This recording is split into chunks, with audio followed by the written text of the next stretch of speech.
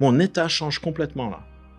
Mais en l'espace de 10 secondes, quand tout le monde est arrivé, l'accueil habituel, etc., puis bam, je rentre dans cette bulle, ce flow. Bonjour à tous, bienvenue sur Communicateur Pro, le meilleur endroit pour augmenter vos talents de communication, gagner en confiance et captiver votre auditoire.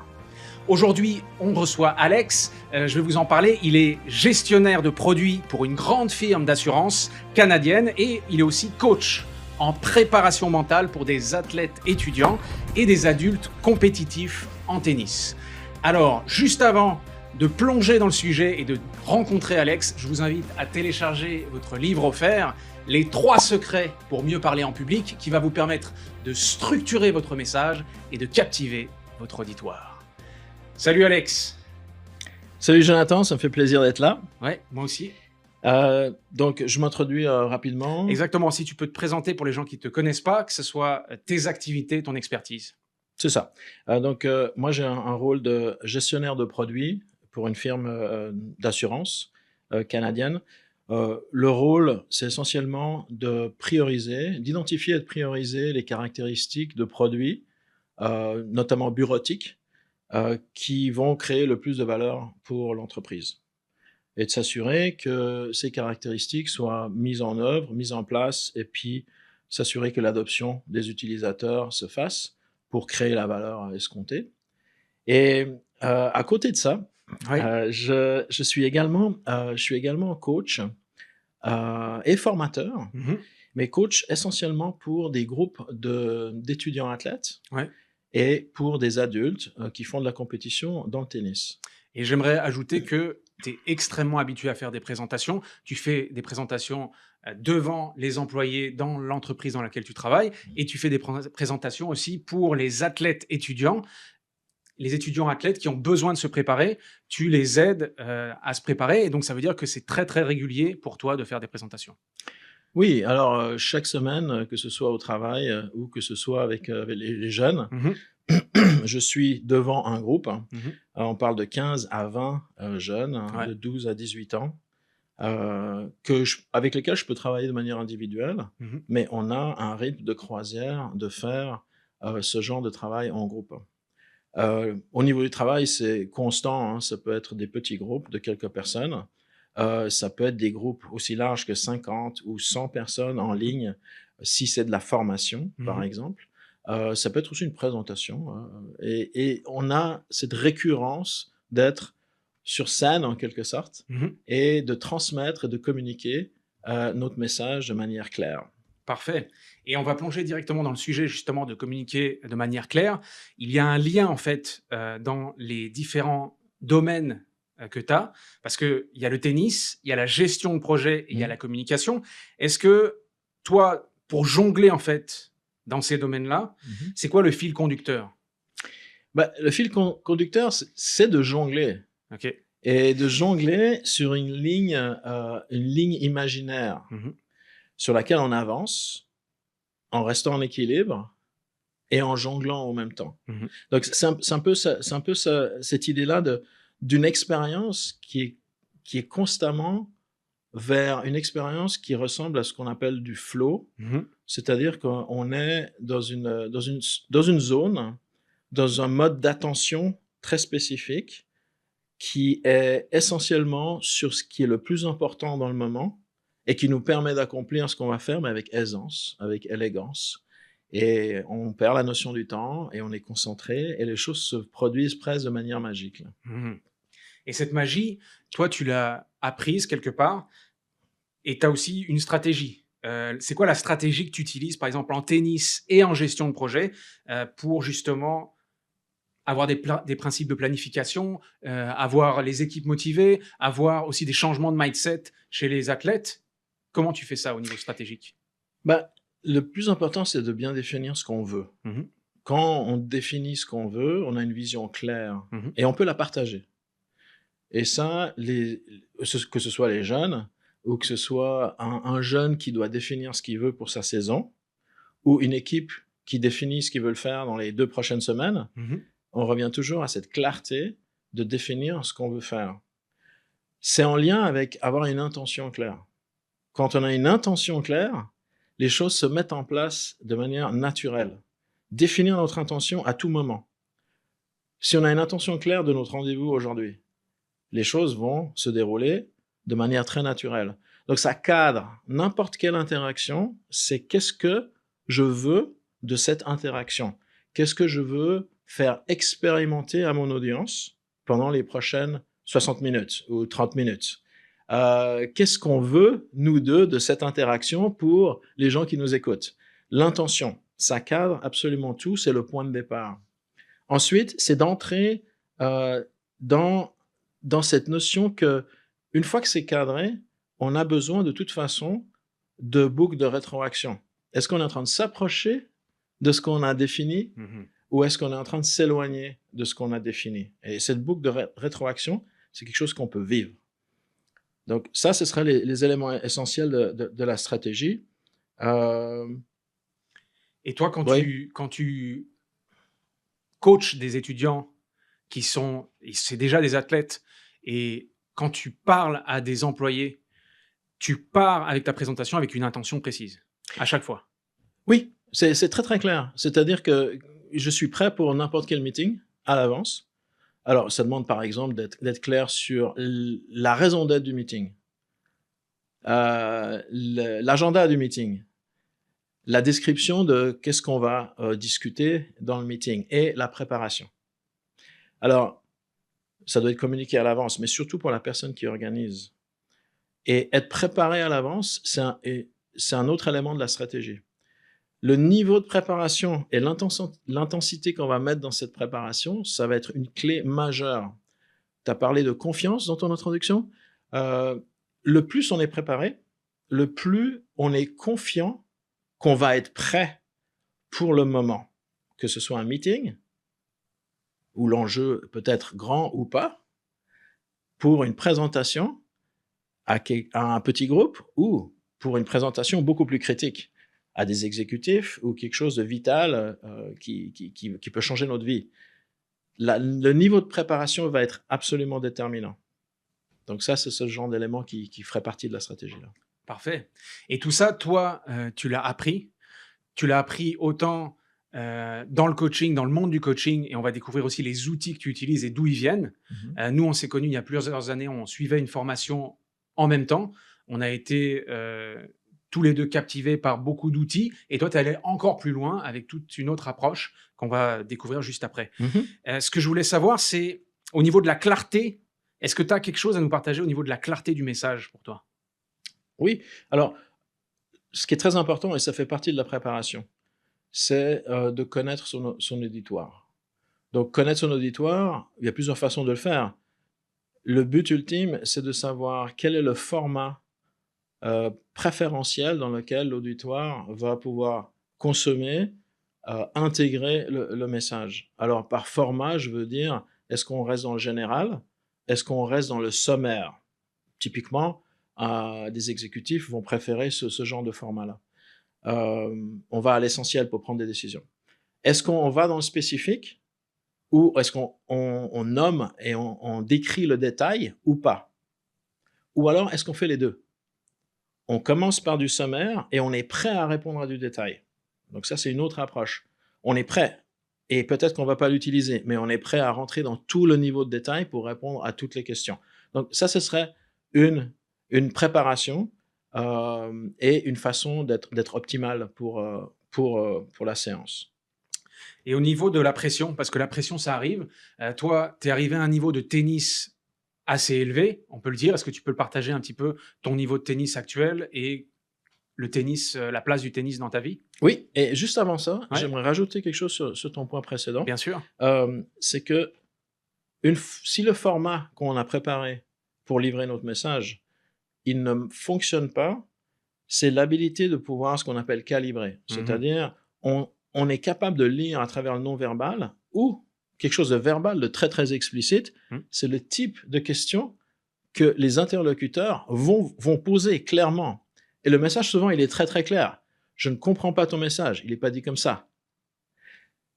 Et là, il s'agit de s'adapter. Donc, juste pour compléter le point précédent, c'est de s'adapter à ce qu'on est en train de vivre. Si on devient juste le message et que ça devient un monologue, on passe complètement à côté justement de cette capacité d'être prêt à livrer le message pour qu'il soit intégré.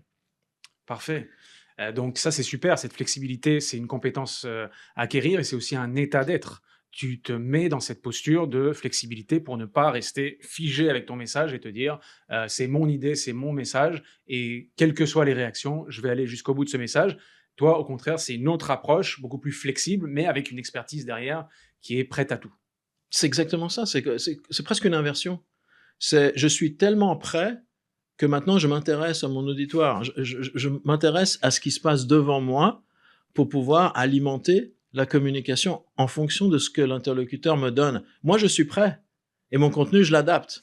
Je généralise. C'est un peu comme un AI, on lui demande de faire un sommaire ou bien de faire un résumé. Ben, je résume. Ou bien on me demande d'aller dans le détail, je vais dans le détail, jusqu'à ce que j'ai le signal de mon interlocuteur que oui, j'ai compris, merci beaucoup. Et le non-verbal qui l'accompagne, la congruence, oui. Parfait. Alors, on va plonger dans la pression. Oui. La pression, le stress, le trac, tout ce qui fait peur aux gens quand ils sont devant un public. Comment tu gères ça? Et il y a aussi la pression de performance, parce que quand on fait du tennis ou des sports de haut niveau, il y a du public, il y a une pression des équipes, il y a une pression qu'on se met soi-même. Comment tu gères tout ça? Alors, une des premières étapes, et on l'a mentionné en fait pour la présentation, c'est la préparation. La préparation maximale avec tout ce qu'on a sous contrôle. On peut faire beaucoup de choses avec ce qu'on a déjà sous contrôle.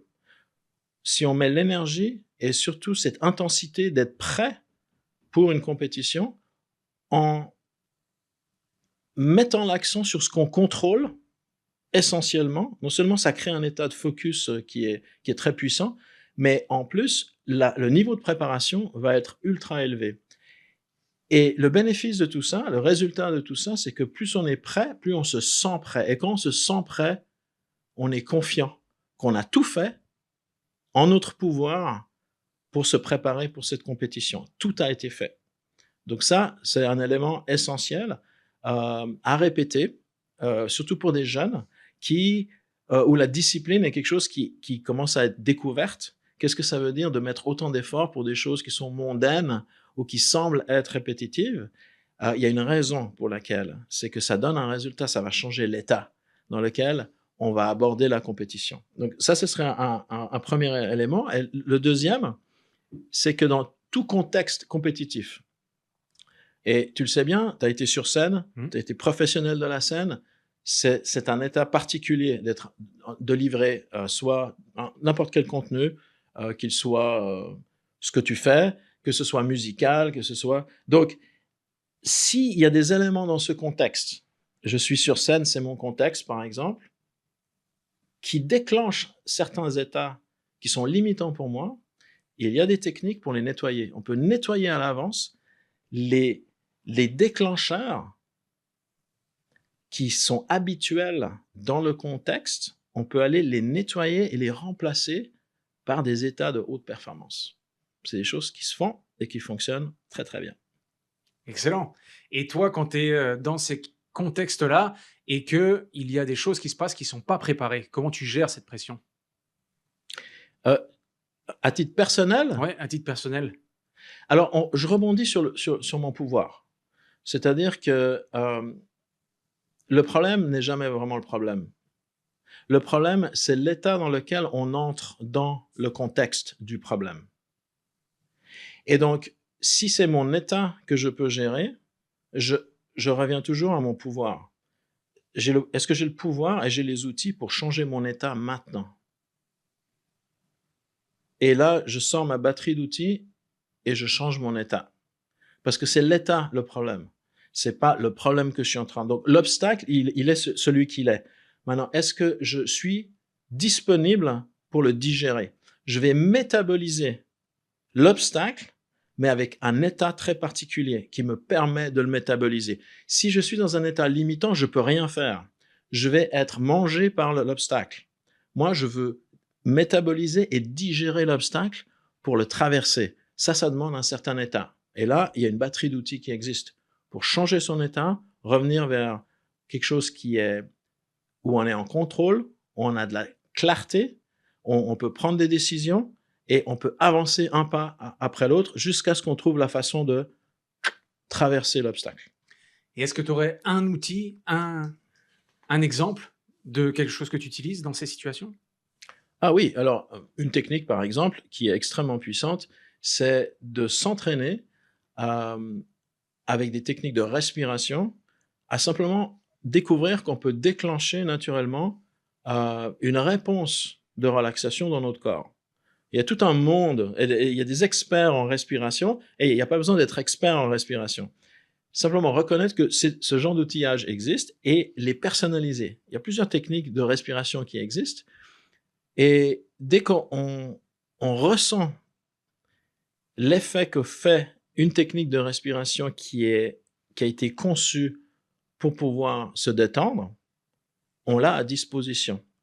Alors pourquoi se détendre, c'est important? C'est parce que quand on est dans un état de clarté, de motivation, et qu'on rentre même dans un état de flow, notre respiration et le type de posture et physiologique qu'on a, elle est très spécifique. Et c'est pas une respiration qui ressemble à quelque chose d'haletant et de rapide. C'est quelque chose qui va être continu et fluide en fonction, évidemment, du sport qu'on fait ou de l'exercice qu'on fait. Mais il va avoir une certaine cadence. Donc, si on apprend à contrôler cette respiration, ça permet de nous, non seulement de déclencher des choses naturelles dans notre corps, mais de se centrer également. Parce que savoir contrôler sa respiration, c'est savoir diriger notre attention en même temps. Plusieurs bénéfices là derrière. Et si on contrôle notre attention n'est pas sur ce qui peut nous déranger. Penser au futur, penser au passé, des choses comme ça, qui sont du bruit. Donc la respiration et l'attention sur la respiration, ce serait un outil ultra puissant à développer. C'est super. Et là, donc, on a tous ces outils. On imagine que tu es en présentation, tu es devant une audience, ou alors tu es sur le terrain en tant qu'athlète. Et là, tu as des réponses de la réalité, des situations extérieures qui viennent te montrer quelque chose, et c'est un feedback que tu reçois. Qu'est-ce que tu fais, toi, avec ce feedback de la réalité en pleine performance? Alors, ce que je fais moi, ouais. Parfait. Et ce que tu transmets aussi aux autres par rapport au feedback. D'accord. Alors, ce que je fais moi, c'est de le considérer comme le signal qui me dit qu'il y a quelque chose qui doit être adapté. Alors, ça dépend. Les réponses peuvent être multiples dans une situation de sport ou de tennis. Ça peut être un signal que je dois changer ma stratégie ou mon plan de match. Ça peut être un signal que je dois changer mon état par rapport à ma performance. Donc, ça peut être un élément tactique, ça peut être un élément, on va dire, d'état émotionnel. Ça peut être l'un ou l'autre. Donc, en général, ça va être ça, la démarche. Qu'est-ce que je vais changer? Ça, c'est crucial parce que, surtout les jeunes, ils vivent les obstacles comme étant ce qui les met, eux, dans un certain état. Et l'état, on a le choix de le changer. Donc, c'est ce passage qui peut prendre un peu de temps, et avec de la répétition et de l'expérience personnelle, c'est quelque chose qui devient réel. J'ai vu des jeunes évoluer et puis véritablement utiliser leur pouvoir. Maintenant, comment donner le feedback à quelqu'un d'autre quand on rencontre un obstacle ou que la personne a rencontré un problème? Donc là, c'est en tant que coach, en tant qu'accompagnant, c'est toi qui donnes le feedback quand la personne a quelque chose à comprendre. Alors, l'élément clé que j'aime beaucoup, c'est de m'assurer de faire découvrir l'erreur et ce qui peut être fait par l'interlocuteur, par le jeune athlète. Ça, c'est un principe clé. Parce que imposer du contenu de l'extérieur de la personne ne le connecte pas du tout à l'apprentissage. C'est comme si on prend de l'eau et on boit de l'eau, mais la solution, elle nous est donnée par quelqu'un d'autre. Découvrir par soi-même, ça, c'est le principe clé. Donc, s'il y avait une stratégie pour donner du feedback, je commencerais par ce qui fonctionne bien. Et la raison, c'est que ça nous connecte avec l'intention. Donc, on commence par ce qui fonctionne bien. Et l'intention derrière, c'est que le jeune athlète, il veut bien faire. Donc, c'est une intention positive. Donc ça, ce serait la première étape. La deuxième, c'est ensuite de le guider vers la découverte du problème par lui-même. Est-ce que tu as remarqué quelque chose qu'on décrit de manière observable? On reste sur les faits. Et en aucun cas, on vient imposer du contenu sur ce qui est observable. C'est factuel. Est-ce que tu as observé la hauteur de ta balle au moment où tu as fait tel coup dans telle situation? Observable. Et la personne, le jeune, il peut très facilement l'observer. Et maintenant, c'est à son tour. On le laisse répondre. Mais on reste sur les faits. L'erreur qui est souvent faite, c'est qu'on impose des choses que nous, on voit ou qu'on pense être sans consulter la personne. On consulte d'abord le jeune et il commence à nous décrire ce qui se passe. Et s'il découvre l'erreur par lui-même, l'acte de feedback est quasiment terminé parce que l'apprentissage se fait par lui-même. Si ça ne se produit pas, pour une raison ou une autre, on peut expliquer l'erreur et le pourquoi de l'erreur. Comme ça, la personne peut intégrer le pourquoi c'est une erreur. Et ensuite, on termine par l'équivalent qu'on appelle ça le future pace. C'était l'action, la prochaine action à poser, ça va être quoi? Qu'est-ce que tu vas faire maintenant, à partir de maintenant, pour pouvoir corriger ça dans le futur? Donc ça, ce seraient les étapes à suivre. C'est génial. Et je sais que tu as beaucoup d'outils. On a des longues conversations ensemble où justement, tac, je découvre à chaque fois toute l'étendue de tes connaissances et de tout ce que tu maîtrises pour aider les autres. Et justement, j'aimerais qu'on plonge dans le thème de tout l'apport de la PNL, la programmation neurolinguistique, tout l'apport qu'il a eu dans ce que tu utilises, c'est-à-dire dans ta communication et dans ta performance. Et tu vas nous parler aussi donc de la PNL et du New Code. Si c'est OK pour toi, est-ce que tu peux nous expliquer un mini résumé de ce que c'est que la PNL, la programmation neurolinguistique, et qu'est-ce que c'est le New Code? Alors, pour moi, la PNL, et puis je vais la résumer de la façon dont moi je l'expliquerai, mais en termes très très simples, parce que ça peut être long, c'est véritablement cette notion d'écologie à préserver à tout moment avec l'interlocuteur qu'on a.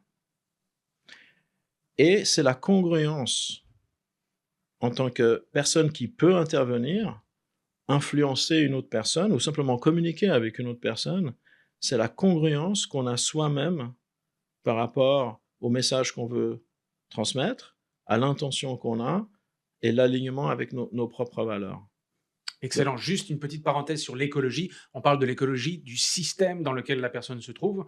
Est-ce que tu peux juste spécifier, parce qu'on ne parle pas de l'écologie au niveau de la planète ou de la nature? Oui, absolument. Voilà. Donc, c'est une écologie par rapport à ce que la personne est, et quelle que soit l'intervention ou la communication, va être bonne pour elle. Elle va être bonne pour elle. Ce qui est écologique pour elle. Écologique pour la personne, dans son système de pensée, dans son modèle du monde et dans les interactions qu'elle a avec d'autres. Si on brise cette écologie, on est en train d'imposer quelque chose. Et donc, le risque avec ce genre d'outils qui sont puissants, c'est qu'ils soient mal utilisés. Ou que ceux qui sont formés avec ce genre d'outils n'aient pas, par exemple, la capacité de calibrer qu'ils sont en train de faire des dégâts. Et qu'il faut arrêter tout de suite. Donc, voilà, je dirais que c'est ça l'essence, selon moi. Et après, il y a les définitions de ce que la PNL est, c'est-à-dire la modélisation de l'excellence. Tout ça, c'est très bien. Mais l'essence, c'est intervention écologique, congruence de la personne par rapport à l'intervention qui est souhaitée, et la capacité de voir, d'observer la congruence avec un changement dans la personne. Si on arrive à faire juste ça, on fait déjà de la PNL. Peu importe si c'est une technique PNL ou pas. Là. Ouais. Et donc, c'est génial parce que toi, ce qui t'a passionné dans ces outils, j'imagine, c'est aussi les résultats obtenus, c'est l'efficacité, c'est le fait que ça marche et qu'il y ait de la transformation. Parce que je me pose cette question et le fait que ça t'a tellement passionné que tu es allé en profondeur découvrir le New Code. Est-ce que tu peux nous parler de ça? Oui, effectivement. Ce qui est intéressant avec le New Code, qui est une branche que Grinder et sa compagne Ballstick ont développée, c'est que ce qu'on appelle la PNL classique, ou que eux appellent la PNL classique, elle a évolué vers le New Code, qui est une approche qui vise à garantir que le coach puisse intervenir de manière congruente, qui était un des problèmes de la PNL classique, et avoir des effets beaucoup plus rapides parce que l'ensemble des outils utilisent des approches beaucoup plus inconscientes. C'est-à-dire qu'on met l'intervenant dans des situations qui créent le changement. On le fait traverser des étapes qui créent le changement sans que ce soit nécessairement explicite. Alors, ceux qui aiment l'explicite et tout est décrit, ça va aussi être pour eux et on peut faire les deux. On peut faire du coaching conversationnel ensemble et tout est toujours explicite, parfait, ça peut fonctionner. Mais l'intervention de type New Code va être quelque chose de plus subtil et c'est souvent, ça fait appel à des mouvements dans l'espace, à des interventions où on bouge, où on utilise de la visualisation, on utilise des ancrages spatiaux notamment, et du mouvement et des techniques de changement d'état de haute performance, justement pour pouvoir changer des contextes comme je l'ai nommé avant. Donc ça ferait partie d'un outillage de type New Code. Le New Code va un peu plus loin, mais c'est peut-être pas le but aujourd'hui. Il y a une relation avec soi-même qui est développée, qui est une évolution de l'hypnose ericksonienne, mais qui vise à établir des alliances avec notre propre inconscient, qui fonctionnent extrêmement bien, qui sont basées sur des signaux, et qui peuvent être très conversationnelles avec un intervenant, très élégantes, mais très, très, très puissantes, parce qu'elles sont, je dirais pas simples à apprendre, ça prend un peu de temps, mais une fois qu'on entre là-dedans, et qu'on commence à sentir cet échange et cette mécanique, qu'en tant que coach, on peut créer et qu'on vit un changement chez une personne et qu'on voit, on est capable de calibrer le changement, ça, c'est très inspirant pour quelqu'un qui aime aider les autres à atteindre des objectifs. C'est super. Ouais. J'aimerais te demander quelque chose Oui. de spécial. Oui. Est-ce que là, de manière totalement improvisée, tu pourrais nous donner un mini extrait de ce que ça donnerait, imaginons un athlète qui a une difficulté vraiment sur le terrain et une sorte de, j'allais dire, de séance d'hypnose conversationnelle ou d'utilisation du New Code que tu ferais avec ta parole. Qu'est-ce que tu dirais dans cet état pour le mettre dans un état ressource, pour l'aider dans cette situation? Ça serait quoi? Une intervention, c'est un exemple. Ouais, bien sûr. Parce que chaque cas est différent. D'ailleurs, c'est ça qui est fascinant. C'est qu'il n'y a pas, on a des boîtes à outils, mais savoir quel outil on va utiliser dépend de ce qui se passe avec la personne. Mais un exemple, c'est de par exemple, laisser la personne décrire le contexte dans lequel le problème est vécu, à moins que ce soit très, très difficile. Mais là, on parle d'athlètes, de jeunes athlètes qui ont des contextes où ils ont vécu certaines choses. Donc, en général, c'est quelque chose qui peut, disons, par lequel on peut passer sans que ça nuise à la personne de rentrer dans cet état-là. Donc, on va dire des choses que la personne est d'accord de revivre. Maintenant, on peut laisser cette personne activer cet état. Et là, on va calibrer son état, on va dire limitant là. Par calibrer, pour définir, c'est que maintenant, je sais à quoi ressemble la posture et l'expression non verbale de cette personne-là en particulier qui est dans cet état qui est limitant. Maintenant, une des techniques, c'est de demander à la personne, maintenant, si elle est assise, de se lever. Et c'est pour ça que je dis, il y a du mouvement dans ce genre d'intervention. On va se lever et on va s'éloigner tout en laissant l'interlocuteur assis là.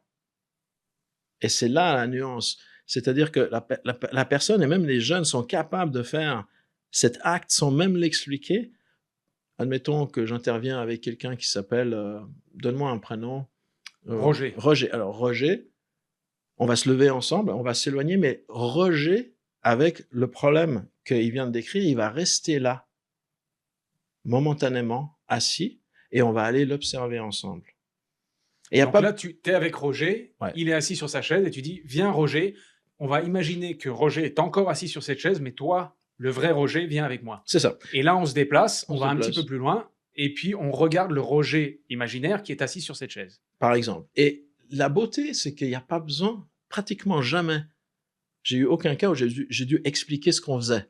C'est quelque chose d'assez naturel de dire imagine. Et parfois, si quelqu'un me dit mais j'imagine comment, bah, imagine une sorte d'hologramme de toi-même qui est assis là. Parfois, on peut aller dans un peu plus d'explication, mais c'est quelque chose de très naturel de se détacher du problème et de l'observer. Alors on devient acteur dans le problème. Et la beauté de prendre cette distance, sans utiliser de termes techniques à la PNL, la beauté de prendre cette distance-là, c'est que maintenant, je peux voir le contexte. Quand je suis dans le problème, je ne vois pas le contexte. Mais en dehors, je peux voir le contexte autour. Et si je m'éloigne suffisamment, la magie de cette technique qu'on est en train de décrire, c'est que le ressenti que le jeune peut avoir dans ce contexte va s'atténuer.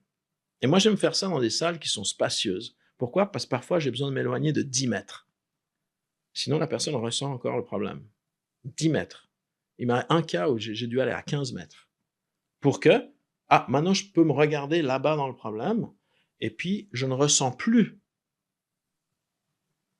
l'état que je vis dans le problème. C'est pas magique, ça? De pouvoir instantanément faire vivre à la personne live, de ne plus ressentir le problème dans lequel elle est. On le fait. C'est live. Et quand on est dans cet état, on peut faire de la magie. Là, on a accès aux ressources, des ressources qu'on a vécues dans le passé. On peut avoir accès à des techniques de relaxation basées sur la respiration. On peut développer des ancrages que tu connais par notre formation commune. On peut aller chercher énormément de ressources. On peut faire du recadrage conversationnel pour faire changer juste le mindset et l'état sur la situation. On peut permettre à la personne de trouver ses propres réponses. Et ça, c'est en lien avec ce que je disais avant. Quand on donne du feedback, on laisse découvrir la personne elle-même de l'erreur qu'elle a faite. Parce que cette personne, elle est aussi capable de trouver des ressources par elle-même pour résoudre son propre problème. Mais pour que ça se produise, il faut sortir la personne du problème. Et c'est le jeune ou l'adulte qui va trouver par lui-même les ressources. Il suffit d'avoir été formé pour poser les bonnes questions pour guider la personne pour trouver ses propres ressources à elle. On ne peut pas être plus écologique que ça, là. À aucun moment dans l'intervention, je vais imposer quoi que ce soit à cette personne. Je ne vais pas lui dire « tu dois faire ça » ou « tu peux faire ça ». Jamais. On va trouver ensemble ce que tu as déjà à disposition dans l'ensemble de l'expérience. Il y a un coffre-fort quelque part d'expérience qui ne demande juste à être ouvert pour aller chercher tout ce qu'on a besoin pour pouvoir résoudre ce problème. Pour y parvenir, c'est de se mettre dans l'état pour pouvoir ouvrir ce coffre-fort. Et là, on peut aller chercher des solutions qu'on a déjà.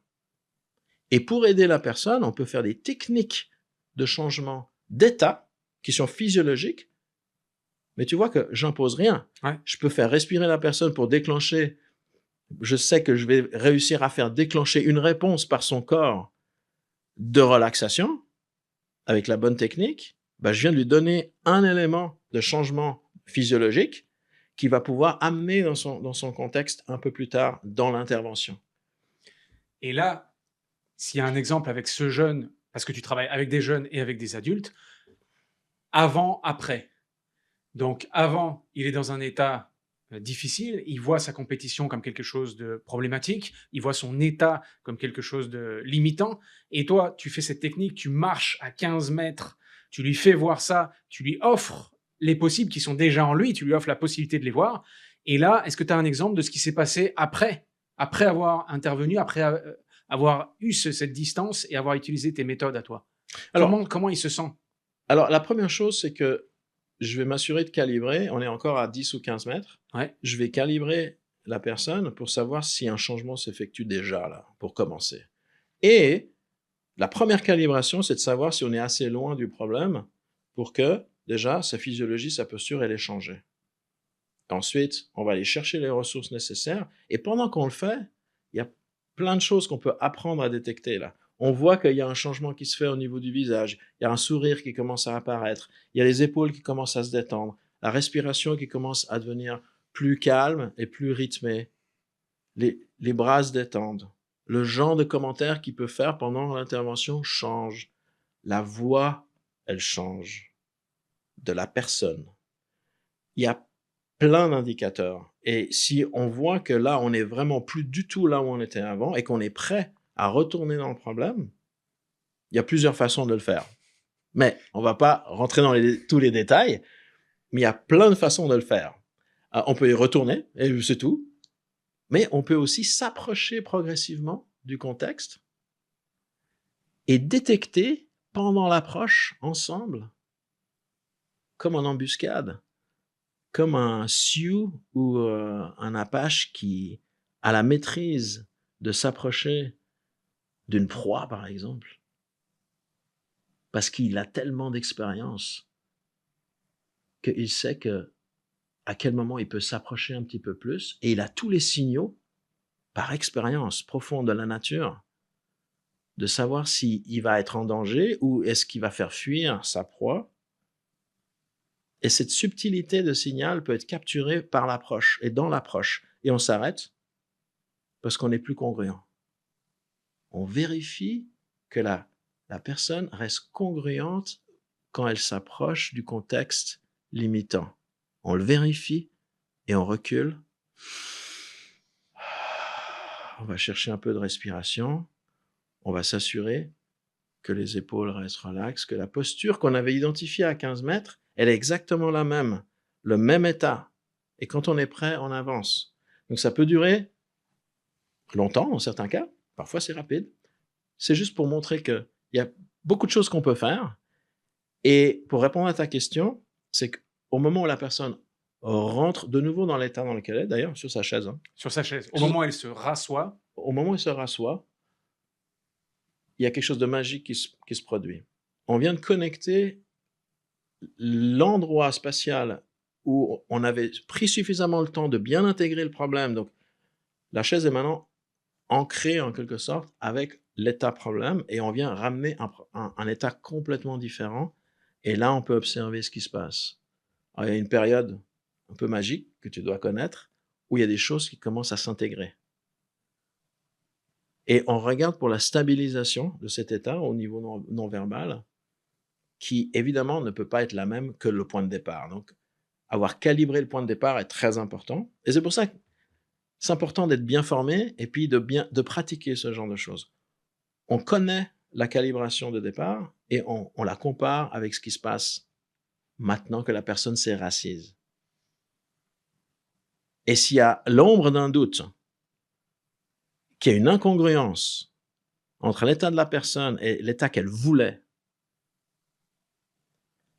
on doit intervenir et à aucun moment il faut s'en aller et puis c'est terminé là. Il faut intervenir et recommencer. On ne peut pas laisser la personne s'en aller comme ça à mi-chemin. Non, c'est pas ultra risqué, mais c'est dommage vraiment pour l'intervention.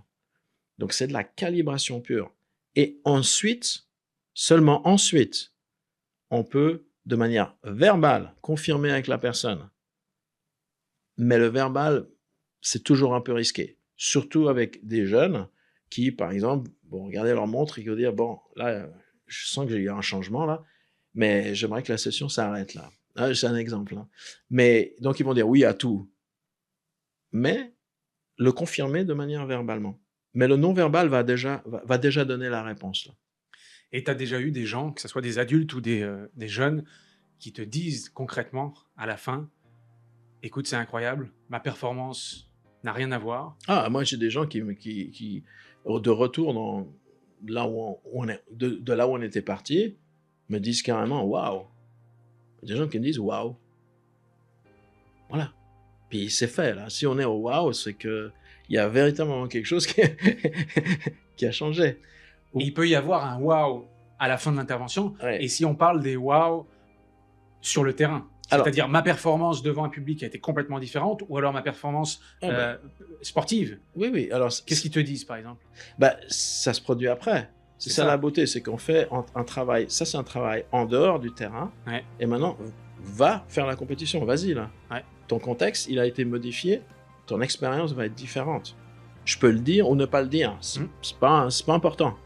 Et là, tu as vu quoi comme résultat, par exemple, de personnes qui sont sur le terrain? C'est que je te donne un exemple. Il y a quelqu'un qui, par exemple, perdait toujours au 3e tour de qualification dans certains types de tableaux. Il m'envoie un message et me dit je me suis qualifié. Voilà. L'état problème, c'est qu'il n'arrivait pas à se qualifier. Alors, s'il m'envoie un texte, il me dit hey, je me suis qualifié. Ok, mission accomplie. Et il peut revenir quand il veut pour un autre problème. Maintenant, ce problème, il est réglé là. Il est réglé parce qu'une fois qu'il a passé quelque chose qu'il n'arrivait pas à passer, il a lui-même, par sa propre expérience, créé un précédent dans ce contexte. Il n'y a plus besoin de coaching là. C'est l'expérience qu'il a eue d'une victoire, qu'il a réussi à se qualifier. Maintenant, ça change quoi? Je peux me qualifier? Oui. Est-ce qu'il y a quoi que ce soit qui me limite dans ma croyance de me qualifier? Non. Est-ce que j'ai la preuve? Oui, je l'ai fait moi-même. Et puis, il va se requalifier une 2e, puis une 3e, puis ça ne sera plus un sujet de discussion. Après, ça va être, maintenant, je veux aller au 3e tour, 4e tour. Maintenant, je veux battre des joueurs de ce type que je n'arrive pas à battre. Maintenant, je suis impressionné par tel joueur qui se comporte de telle façon sur le terrain. Ou alors, les demandes de la fédération, j'arrive pas à m'imaginer que je puisse y arriver. Donc après, on peut travailler sur... c'est infini. Ouais, mais c'est génial, c'est génial. Et là, c'est totalement concret, et c'est aussi pour ça qu'il y a besoin d'être accompagné, il y a besoin d'avoir les bonnes personnes qui ont les bons outils, qui respectent profondément ce que vit la personne, et en même temps, qui permettent d'aller beaucoup plus loin que ce qu'elle ferait par elle-même. Mais tu touches à l'essence de ce que moi, en tout cas, j'ai vécu comme étant une intervention réussie. Il y a trop de coachs qui imposent du contenu. Il faut faire ci, tu devrais faire ça. Ça, c'est pas du coaching, là. Ça, c'est de la recette. Dis-moi comment faire un muffin, là. C'est pas du coaching. Faire découvrir et guider la personne à utiliser les propres ressources qu'elle a elle-même, et ensuite lui dire, regarde, ça va dans la bonne direction, c'est pas la même chose. Et ça demande beaucoup plus d'efforts, et ça demande d'être formé pour le faire. Ça demande aussi de reconnaître que si je veux intervenir ou dire quoi que ce soit à un jeune, je vais surveiller ce que je dis, la façon dont je le dis, et surtout, je vais surveiller que j'impose rien à la personne, parce que ça sert à rien. Tu peux dire à un jeune, c'est important avant, pour gagner, ça va rentrer là, ça va ressortir ici. Son expérience ne va pas changer du tout. Par contre, si on arrive à toucher à une croyance spécifique et qu'on arrive à travailler ensemble cette croyance jusqu'au moment où la personne fait comme ça, et puis là, on a dit, bah oui, je le voyais pas comme ça. Bingo! Ça, c'est un exemple tout simple de recadrage conversationnel. Il y a toujours la calibration du non-verbal, mais c'est ça qui se produit, c'est « Ah, je le voyais pas comme ça ». Ou bien quelqu'un qui, tout d'un coup, rit. Hein? Un jeune, on est en conversation par rapport à une croyance limitante. Quand elle sourit, là, on sait que, bon, là, on vient d'installer quelque chose de nouveau, ou en fait, lui ou elle a installé quelque chose par elle-même dans sa façon de voir et de percevoir le contexte dans lequel ils veulent évoluer, la compétition, les difficultés, les obstacles. C'est la clé. L'imposition de contenu enlève le choix de la personne. Elle enlève le choix de la personne de trouver elle-même les solutions à ses problèmes. Il n'y a aucun apprentissage. Il n'y a aucun apprentissage de imposer des recettes aux gens. Zéro apprentissage. Et surtout les jeunes découvrent par eux-mêmes. Et nous, on sait ce qu'ils doivent découvrir, mais on ne l'impose pas. On guide vers, on fait découvrir. Et cette nuance-là, c'est celle qui m'a toujours fasciné dans les approches ou les formations que j'ai pu suivre. Et je trouve qu'elle est essentielle. On a enlevé le choix de la personne d'avoir le pouvoir et de développer par elle-même le pouvoir de pouvoir changer son état, c'est pratiquement criminel, là. On ne peut pas imposer le contenu de quelqu'un qui pense que ça, c'est bon pour le jeune. Non. Et c'est excellent que tu me partages ça parce que j'aimerais te demander quelque chose en parallèle parce que c'est en lien avec ce que tu travailles avec les jeunes. C'est l'état interne, tu vois. L'état interne, tu viens de le nommer, c'est ce que se dit le jeune ou ce que se dit l'adulte par rapport à sa performance.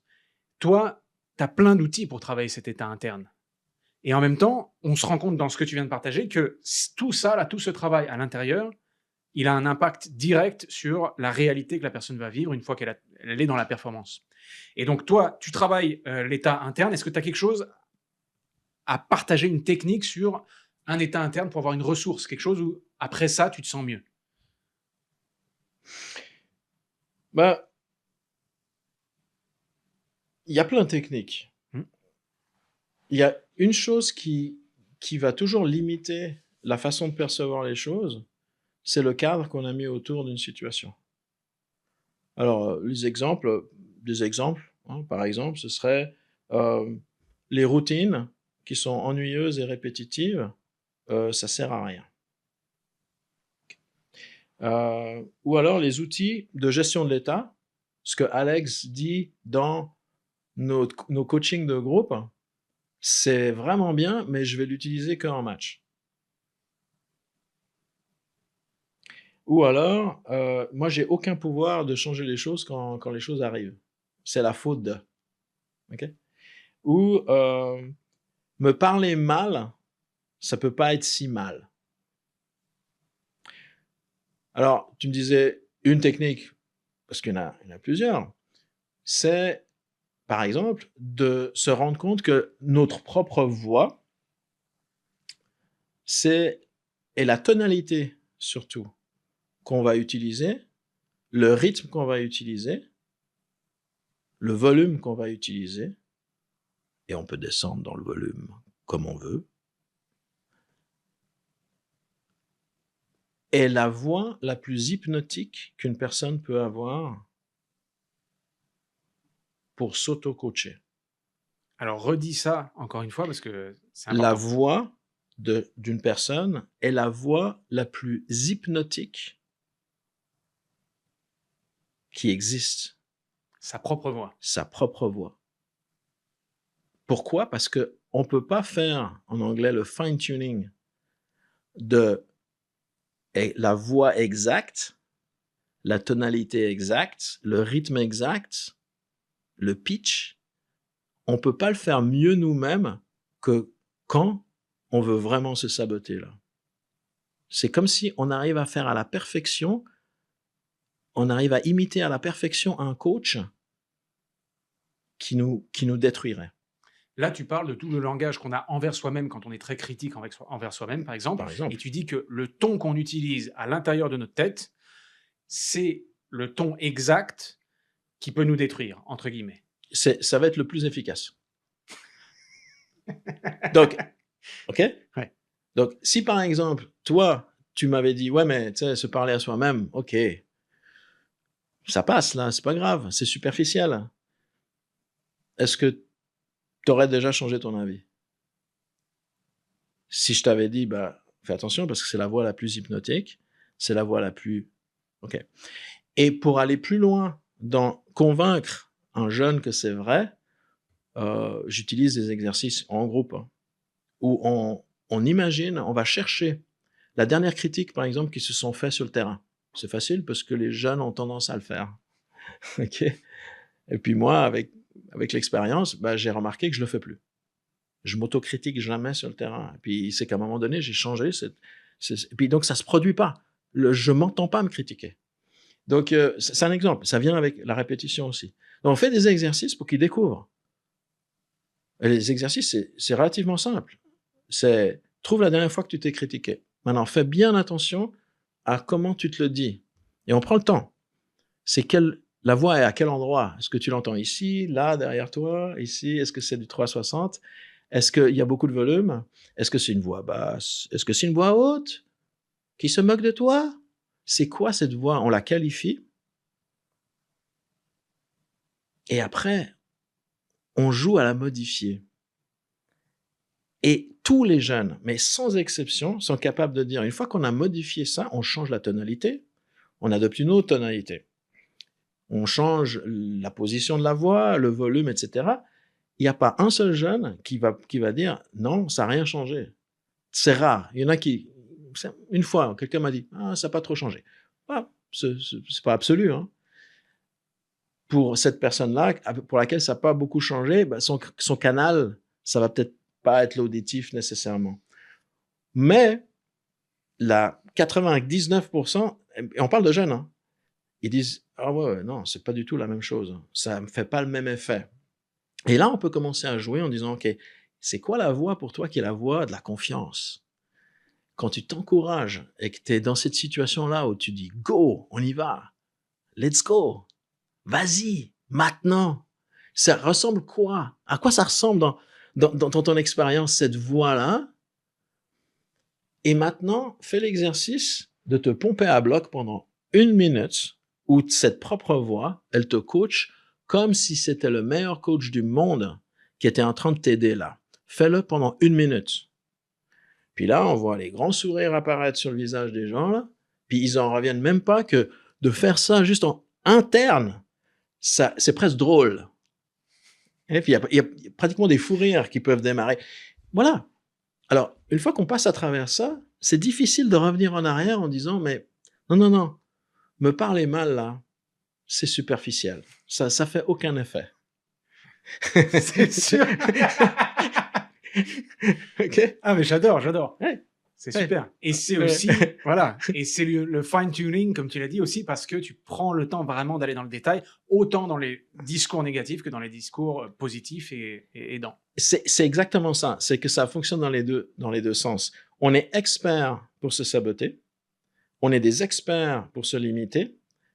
Mais c'est la même expertise qu'on a besoin pour accomplir les objectifs qu'on veut accomplir. C'est exactement la même expertise. C'est juste qu'il faut simplement la tweaker. Les principes sont exactement les mêmes.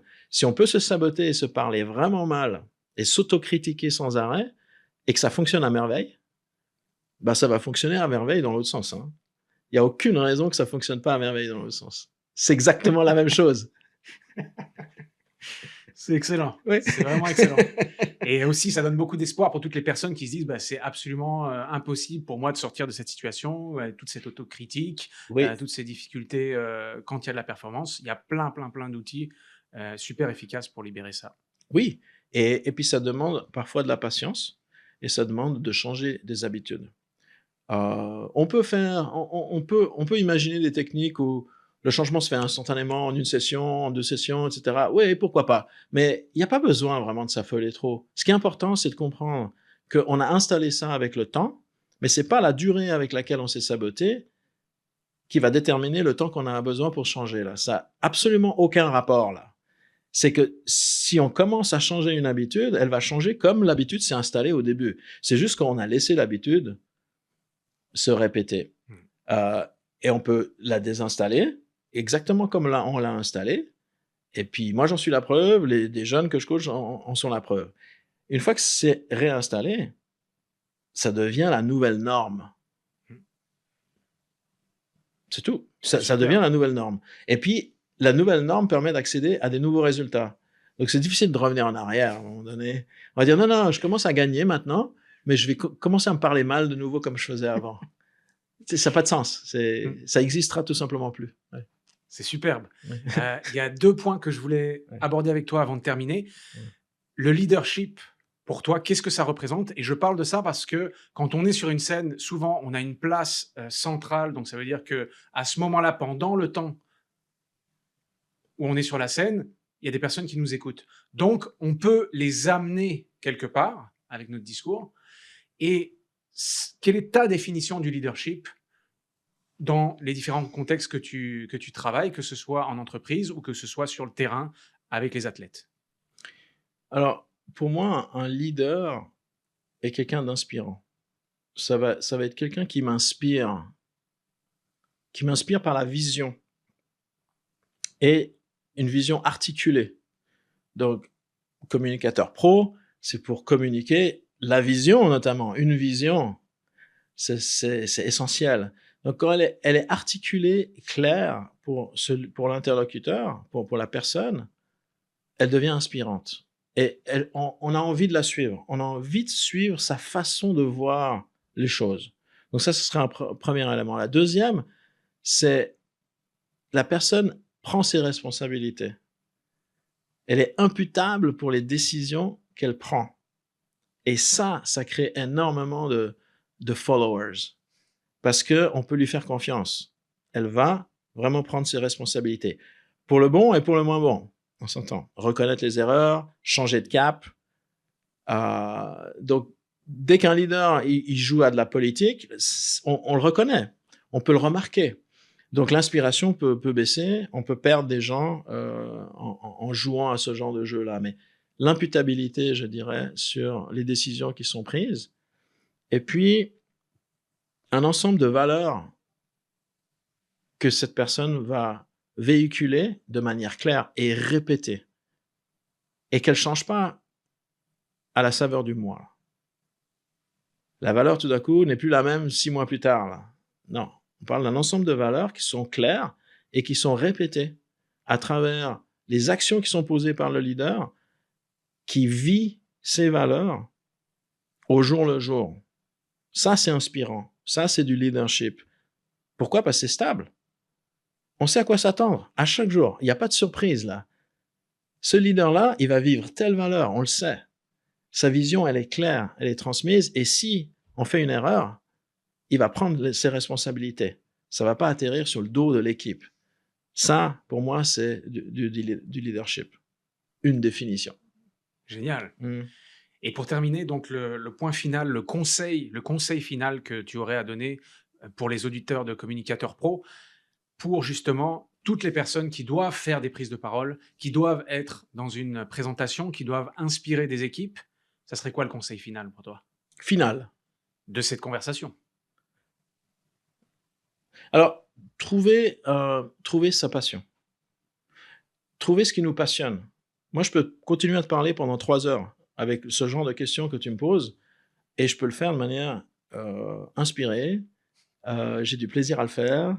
C'est facile, je peux trouver mes mots, je peux trouver des métaphores, des exemples. Tu peux m'amener où tu veux. Pourquoi? Parce que je suis passionné. Et donc, trouver sa passion et la suivre. Et parler en public devient facile. Quand on suit sa passion et on en parle. Alors derrière, oui, on peut être formé, faire des techniques et de la répétition. Alors, beaucoup de répétition. Oui, ce serait le deuxième conseil. Une fois qu'on a trouvé ce qui nous passionne, se mettre en contexte. Comme on est aujourd'hui, on est en contexte. On est live. On est live et là, on s'est bien préparé. Mais on est live. Donc, pour être à l'aise avec du live, il faut faire du live. Beaucoup de live.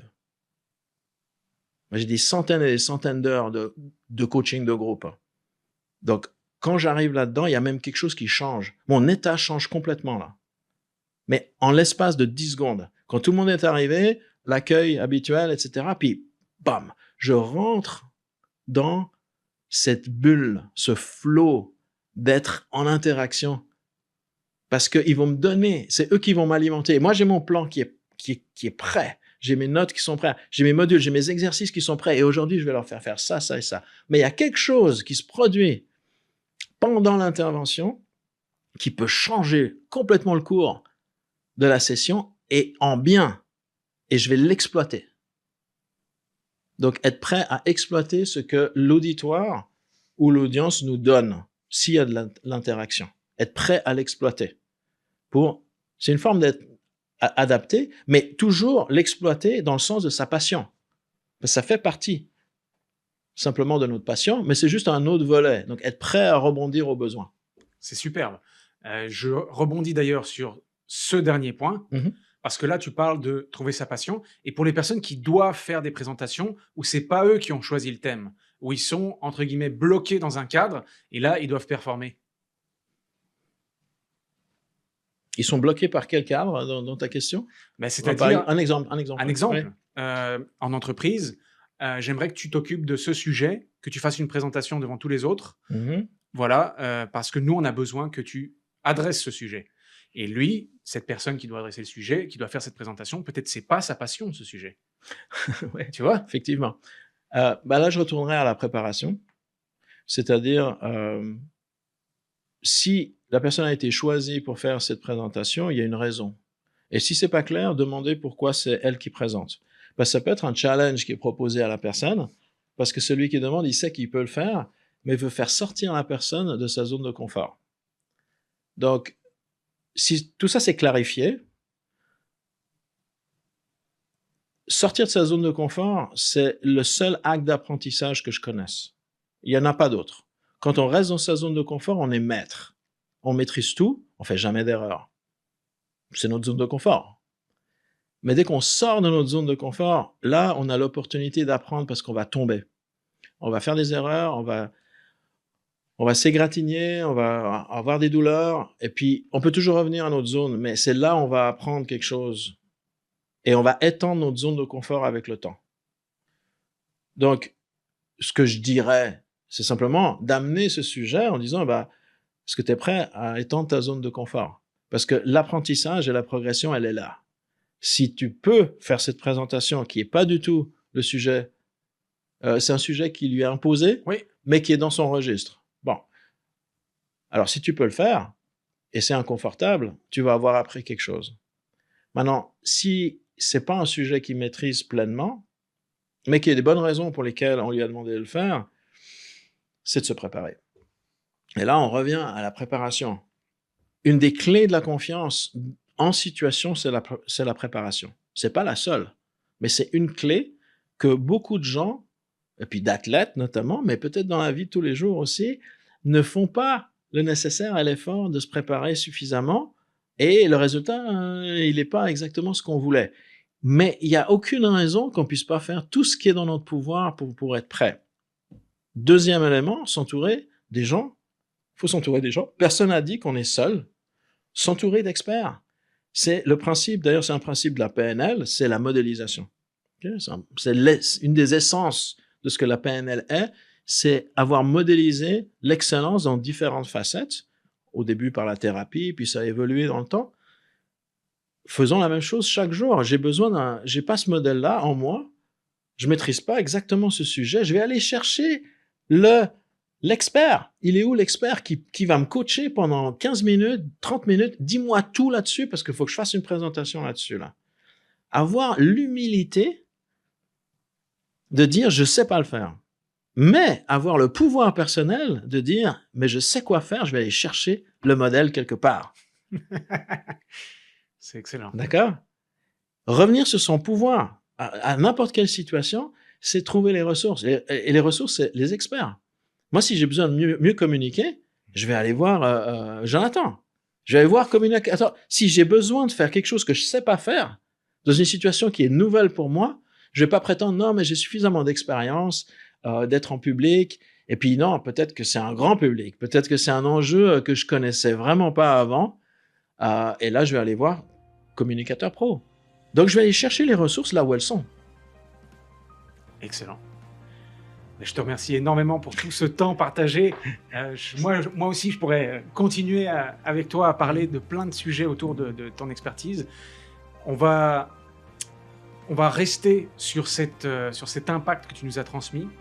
Et j'aimerais savoir, pour les gens qui nous regardent et qui se disent « Mais Alex, il a tellement de ressources, où est-ce que je peux le contacter, où est-ce que je peux en savoir plus ?» Comment on fait pour te retrouver? Moi, c'est du bouche à oreille, ce que je fais en dehors du travail, okay? C'est-à-dire l'aspect coaching. Je l'ai développé sur plus de 10 ans maintenant. Mais vous pouvez me joindre sur LinkedIn, Alexandre Blattler. Et puis, je serais heureux d'avoir une conversation, ou même si quelqu'un recherche, quel que soit le sujet qui est en lien avec le développement personnel ou la haute performance, contactez-moi sur LinkedIn. C'est super. Ouais. On va laisser le lien justement de Alexandre Blattler dans la description. Vous pourrez retrouver son lien sur LinkedIn. Si vous souhaitez aussi télécharger le livre offert « Les 3 secrets pour mieux parler en public », il est dans la description. Et donc, on se retrouve pour une prochaine aventure sur la communication, sur Communicateur Pro.